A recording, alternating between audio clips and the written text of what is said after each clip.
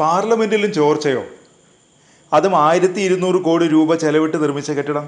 പ്രതിപക്ഷ എംപിമാരാണ് ഇതിൻ്റെ video social മീഡിയയിൽ പ്രചരിപ്പിച്ചത്.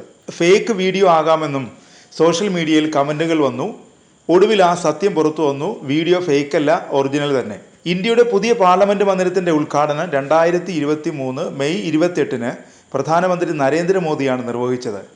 ഇരുസഭകളും 2023 സെപ്റ്റംബർ 19 പുതിയ കെട്ടിടത്തിലേക്ക് മാറി. അഹമ്മദാബാദ് ആസ്ഥാനമായ ടാറ്റ പ്രോഡക്ട്സിന്റെ HCP design, planning and management 1200 കോടി രൂപ ചെലവിലാണ് കെട്ടിടം നിർമ്മിച്ചത്. ബുധനാഴ്ച ഉണ്ടായ കനത്ത മഴയെ തുടർന്ന് കെട്ടിടത്തിലേക്ക് വെള്ളം കയറുകയും വെള്ളക്കെട്ടുണ്ടാകുകയും ചെയ്തിരുന്നു. തുടർന്ന് പ്രതിപക്ഷ എംപിമാർ വ്യാഴാഴ്ച സർക്കാരിനെതിരെ പ്രതിഷേധം ഉയർത്തുകയും ചെയ്തു.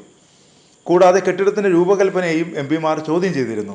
ഒരു ലോബിയുടെ മേൽക്കൂരയിൽ നിന്ന് തറയിൽ വച്ചിരിക്കുന്ന ബക്കറ്റിലേക്ക് വെള്ളം വീഴുന്ന വീഡിയോ കോൺഗ്രസ് MP മാണിക്യൻ ടാഗോർ എക്സിൽ പങ്കുവച്ചിരുന്നു. പുറത്ത് പേപ്പർ ചോർച്ചയും പാർലമെന്റിനകത്ത് കെട്ടിടത്തിന്റെ ചോർച്ചയുമാണെന്ന് അദ്ദേഹം പരിഹസിച്ചു.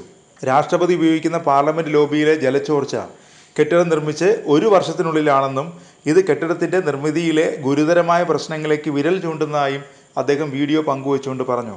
ലോക്സഭയിൽ ഈ വിഷയത്തിൽ അടിയന്തര പ്രമേയം അവതരിപ്പിക്കുമെന്ന് അദ്ദേഹം പറഞ്ഞു.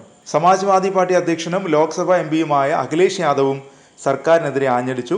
പഴയ പാർലമെന്റ് ഈ പുതിയ പാർലമെന്റിനേക്കാൾ മികച്ചതായിരുന്നു. ശതകോടികൾ മുടക്കി പണിത പാർലമെന്റിൽ വെള്ളം വീഴുകയാണ്. ഇത് അറ്റകുറ്റപ്പണികൾ നടക്കുന്ന കാലം വരെയെങ്കിലും എന്തുകൊണ്ട് പഴയ പാർലമെന്റിലേക്ക് പോയിക്കൂടാ, അദ്ദേഹം കുറിച്ചു. BJP സർക്കാരിന്റെ കീഴിൽ നിർമ്മിച്ച ഓരോ മേൽക്കൂരയിൽ നിന്നും വെള്ളം ഒഴുകുന്നുണ്ട്. അവർ നന്നായി ആലോചിച്ച് രൂപകൽപ്പന ചെയ്തതിന്റെ ഭാഗമാണോ ഇത്, അദ്ദേഹം എക്സ്പോസ്റ്റിലൂടെ ചോദിച്ചു. കെട്ടിടത്തിനുള്ളിൽ ചോർച്ചയുള്ള ഒരേ ഒരു സ്ഥലമാണിതെന്നാണ് ഭവന ധനകാര്യ മന്ത്രാലയം പ്രതികരിച്ചത്.